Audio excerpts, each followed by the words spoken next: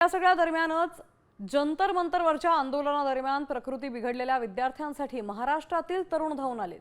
दमट हवामानामुळे त्रास होणाऱ्या आंदोलकांना हे तरुण स्वखर्चातून औषधं आणि गोळ्यांचं वाटप करतात।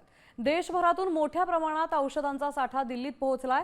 आंदोलकांच्या आरोग्याची काळजी घेण्यासाठी हे तरुण अहोरात्र वैद्यकीय सेवा पुरवतात।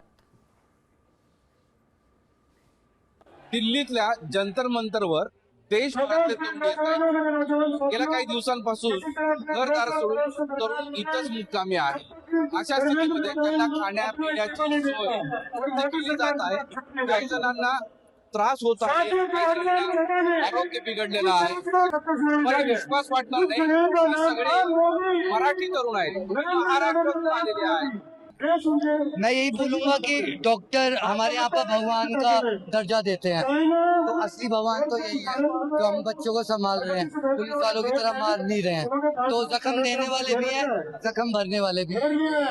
मी डॉक्टर नाहीये पण फर्स्ट एड करू शकतो, एवढी माझी कॅपॅसिटी आहे। फर्स्ट एड आपण सुद्धा लावू शकता। कापूस पेन कुठे लागले, बांबू लागला असेल त्याला जखमाला लावायला सॉफ्रोमायसिन औषध, या सगळ्या गोष्टी आम्ही करू शकतो। या आंदोलनात माझा पण काहीतरी खारीचा वाटा असावा, त्यासाठी मी इथं आलो होतो। इथं आल्यानंतर मी आता जेव्हा आपण संस्थेने मार्च काढला होता, त्या मार्च मध्ये मी सामील होतो। आणि जेव्हा आम्ही केरला हाऊस इथं आमचा मार्च केला तेव्हा 3 वेळा आमच्यावर लाठीचार्ज झाला।